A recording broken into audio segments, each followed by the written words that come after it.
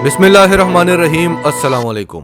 पाकिस्तान में गाड़ियों की खरीदो फरोख्त में रिकॉर्ड तोड़ इजाफा होता जा रहा है और ये जो तीन बड़ी कंपनियां हैं जो कार माफिया कहलाई जाती हैं, इनकी मोनोपोली को तोड़ने के लिए हुकूमत क्या क्या इकदामात कर रही है कि पाकिस्तान में गाड़ियों के रेट भी कम हो जाएं और गाड़ियों की इंपोर्ट के मद में जो अरबों डॉलर्स जापान को पाकिस्तान से जा रहे हैं उनको कैसे कंट्रोल किया जाए ताकि पाकिस्तान के शहरियों को एक कम कीमत में एक अच्छी गाड़ी मिल सके। और इस सब में जावेद आफरीदी का क्या किरदार है, इन तमाम बातों को हम डिस्कस करेंगे, आपको डिटेल्स बताएंगे। उससे पहले अगर अभी तक आपने हमारा चैनल सच टीवी सब्सक्राइब नहीं किया तो इसे अभी सब्सक्राइब करें और बेल आइकन पर क्लिक करें ताकि हमारी आने वाली वीडियोस आपको वक्त पर मिलती रहें। पाकिस्तान में एक तरफ तो महंगाई कंट्रोल नहीं हो रही, लेकिन उसी तरह लोगों की कुव्वत खरीद भी बढ़ती जा रही है। जिस तरह से एक्सपोर्ट्स में रिकॉर्ड तोड़ इजाफा होता जा रहा है, इसी तरह गाड़ियों की खरीद में भी रिकॉर्ड तोड़ इजाफा हो रहा है, जो कि मईशत की बेहतरी के लिए एक ग्रीन सिग्नल है। पाकिस्तान में जुलाई से दिसंबर तक के पीरियड में गाड़ियों की खरीदो फरोख्त में 14% का मजमूई इजाफा हुआ है, जबकि नवंबर के महीने में सिर्फ 63% का इजाफा देखा गया है। पाकिस्तान में तीन बड़ी जापानी कंपनियां यानी टोयोटा, होंडा और सुजुकी पाकिस्तान के लिए कार माफिया बनी हुई हैं। जो गाड़ी भारत में 1 लाख रुपए में मिलती है तो करेंसी के हिसाब से पाकिस्तान में 2 लाख रुपए की होनी चाहिए, लेकिन पाकिस्तान में वही गाड़ी आपको 10 लाख रुपए में मिलेगी। हर साल उसी इंटीरियर उसी एक्सटीरियर के साथ नए मॉडल का टैग लगाकर गाड़ी की कीमत में मजीद इजाफा कर दिया जाता है। ना कोई सिक्योरिटी है, ना कोई फैसिलिटीज हैं, लेकिन गाड़ियों की कीमतें आसमान तक पहुंची हुई हैं। एक ऐसी गाड़ी जिसमें पावर विंडोज तक की ऑप्शन भी नहीं है, आपको हाथ से शीशा ऊपर नीचे करना पड़ता है, उसकी कीमत भी 25 लाख रुपए है। किसी भी मुल्क की असल एस्टेब्लिशमेंट ये बिजनेस माफियाज होते हैं और पाकिस्तान में कार माफिया इतनी मजबूत हो चुकी है। इमरान खान ने शुरू पे इनका मुकाबला करने की बड़ी कोशिश की और अभी भी कर रहे हैं, लेकिन इस माफिया से वो अभी तक लड़ नहीं सक रहे।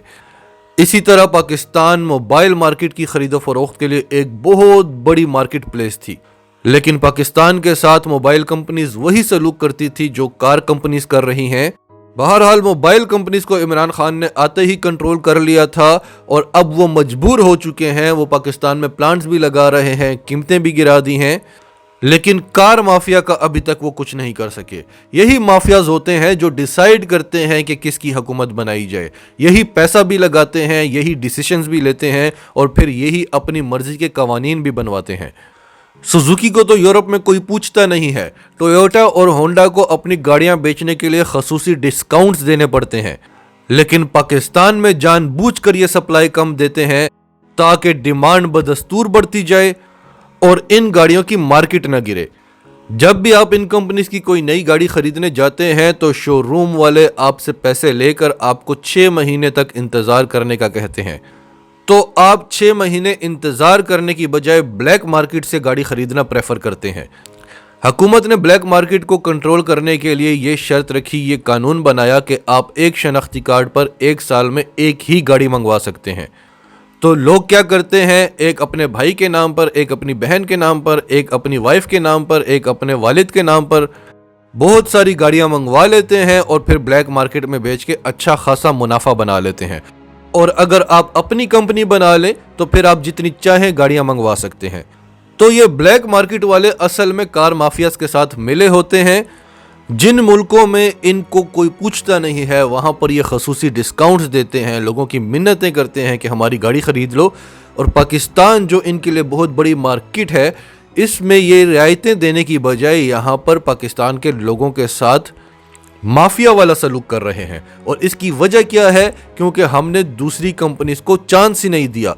जर्मन गाड़ियाँ जिनको पूरी दुनिया में माना जाता है वो यहाँ पर नहीं चलती। आप यकीन करें कि जर्मनी के अंदर BMW, मर्सिडीज, वॉल्क्सवैगन, ऑडी जैसी अच्छी गाड़ियां अच्छी कंडीशन में सेकंड हैंड हालत में आपको 3 से 4 लाख तक मिल जाती हैं, यहां पर जिनकी कीमत करोड़ों में होगी। और ये XLI, GLI, ये तो वहां पर आपकी लोग मिन्नतें करेंगे कि हमसे मुफ्त में ले लो, क्योंकि हम अगर फेंकवाएंगे इनको तो पैसे देने पड़ेंगे। जावेद आफरीदी इन माफियाज को शिकस्त देने के लिए MG नाम की गाड़ी पाकिस्तान लेकर आए MG اصل میں برٹش برانڈ ہے جو بعد میں چین نے خرید لیا تھا۔ MG ایک بڑی اچھی گاڑی ہے اور نسبتاً کم ریٹ میں دستیاب ہے، تو یہ ساری مافیا جاوید افریدی کے خلاف بھی اکٹھی ہو گئی اور جاوید افریدی پر الزام لگا دیا کہ انہوں نے ٹیکس میں گھپلا کیا ہے اور 1 ارب روپے کا نوٹس بھجوا دیا گیا FBI کی طرف سے۔ لیکن خیبر پختونخوا کا بھی ایک کلچر ہے کہ اگر یہ لوگ دوستی نبھاتے ہیں تو قبر کی دیواروں تک دوستی نبھاتے ہیں، اور اگر دشمنی نبھاتے ہیں تو دشمنی بھی قبر کی دیواروں تک نبھاتے ہیں۔ تو جاوید افریدی نے کہا کہ میں اس مافیا کا مقابلہ قبر کی دیواروں تک کروں گا۔ اس سے پہلے جاوید افریدی ہائر نام کا ایک ہوم اپلائنسز کا برانڈ بھی لے کر آئے تھے، جس کی وجہ سے ہوم اپلائنسز کی قیمت میں خاطر خواہ کمی آئی تھی پاکستان میں، اور اب انہوں نے تہیہ کیا ہے کہ پاکستان میں کار مافیا کا مقابلہ کرنا ہے اور گاڑیوں کی قیمتوں کو گرانا ہے۔ اس طرح کے انویسٹرز کی ضرورت ہے پاکستان کو، کیونکہ پاکستان بہت بڑی مارکیٹ ہے، یہ کار مافیا کسی کو ٹکنے نہیں دیتے۔ حکومت پاکستان کو چاہیے کہ ایسے لوگوں کی بھرپور سپورٹ کریں۔ اب یہ لوگ الیکٹرک کارز کو نہیں آنے دیتے پاکستان میں، کیونکہ انہیں پتہ ہے کہ اگر الیکٹرک کارز پاکستان میں آ گئیں تو ان کی انویسٹمنٹ تو ڈوب جائے گی۔ ایسی ٹیکنالوجیز آ گئی ہیں کہ آپ 5 منٹ گاڑی کو چارج کریں اور پورا مہینہ اسے چلاتے رہیں۔ تو عمران خان نے الیکٹرک کارز کی امپورٹ میں بھی خاطر خواہ کمی کی ہے، اور اس کے علاوہ جو الیکٹرک کارز کے سپیئر پارٹس ہیں ان کی کسٹم ڈیوٹی کو وہ 1% تک لے آئے ہیں، اور انویسٹرز کو ویلکم کیا ہے کہ آپ آئیں اور پاکستان میں آ کر پلانٹ لگائیں۔ بہت بڑی مارکیٹ ہے، لیکن خطرہ ہر کسی کو اس کار مافیا سے ہی ہوتا ہے۔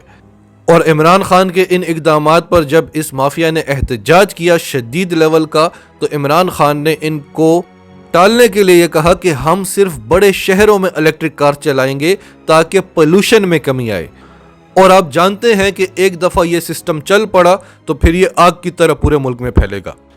ان 3 کمپنیوں کی مونوپولی کو ختم کرنے کے لیے پاکستان میں ہیونڈائی، کیا، پروٹون، MG، چینگن، دوسری تیسری گاڑیاں بھی متعارف کرائی گئیں، لیکن اب یہ گاڑیاں بھی آپ کو بلیک مارکیٹس میں مل رہی ہیں، اور بلیک مارکیٹ میں ایک گاڑی کی قیمت 1 لاکھ سے لے کر 8 لاکھ تک اضافی وصول کی جا رہی ہے۔ اس کے علاوہ ہمارے معاشرے کا بھی ایک بہت بڑا المیہ ہے کہ ہم کسی نئی چیز پر بھروسہ نہیں کرتے۔ ٹویوٹا، ہونڈا اور سوزوکی کی اگر ایک گاڑی آپ کو 30 لاکھ روپے میں مل رہی ہے اور دوسری کمپنی آپ کو اس سے بہتر گاڑی 20 لاکھ میں دے رہی ہے، آپ بھروسہ نہیں کرتے، آپ 10 لاکھ زیادہ دینے کو تیار ہو جاتے ہیں۔ آپ کہتے ہیں اس گاڑی کی تو مارکیٹ ہی نہیں ہوگی، ورنہ پاکستان خود جو دنیا کے جدید ترین طیارے بنا سکتا ہے، ابھی ہم سٹیلتھ ٹیکنالوجی والے طیارے بنانے جا رہے ہیں، دنیا کی جدید ترین میزائل ٹیکنالوجی ہے، جدید ترین ایٹمی ٹیکنالوجی ہے ہمارے پاس، IT کی دنیا میں ہمارا نام ہے، تو گاڑی بنانا کون سا بڑا کام ہے؟ ہم گندم کو اگا کر ایکسپورٹ کرتے رہیں گے، چاول کو اگا کر ایکسپورٹ کرتے رہیں گے، ہم گاڑی بنا کر ایکسپورٹ نہیں کر سکتے۔ ہم دنیا کی بہترین کوالٹی کی ٹی شرٹ بنائیں گے، جینز بنائیں گے، وہ بڑی بڑی کمپنیاں ہم سے خرید کر ان پہ اپنا سٹیمپ لگائیں گی، اپنا لیبل لگائیں گی اور اسے 100 گنا دگنی قیمت پر بیچیں گی۔ تو ہمارا ٹیلنٹ اسی لیے ویسٹ ہوتا ہے کیونکہ ہم اس پر خود اعتبار نہیں کرتے۔ اب بھارت سے کوئی تیجس طیارے کیوں نہیں خریدتا؟ کیونکہ پہلے وہ سوال کرتے ہیں کہ کیا آپ نے اپنی ایئر فورس کو یہ طیارے استعمال کرنے کے لیے دیے ہیں؟ بھارت کا جواب ہوتا ہے کہ نہیں، تو جو طیارے آپ خود استعمال نہیں کر رہے وہ ہم پر کس لیے بیچ رہے ہیں؟ اسی طرح اگر ہم اپنی گاڑی بنائیں گے تو ہم سے کون خریدے گا؟ ناظرین، آپ کی سب کے بارے میں کیا رائے ہے؟ کمنٹس میں اپنی رائے کا اظہار کرتے رہیں، اور اگر آپ ہمارے چینل پر نئے ہیں تو ابھی سچ ٹی وی کو سبسکرائب کریں، سچ ٹی وی فیملی کا حصہ بنیں، اور ہماری ویڈیوز پسند آئیں تو انہیں لائک کریں، شیئر کریں، تاکہ زیادہ سے زیادہ پاکستانیوں تک یہ میسیجز پہنچتے رہیں۔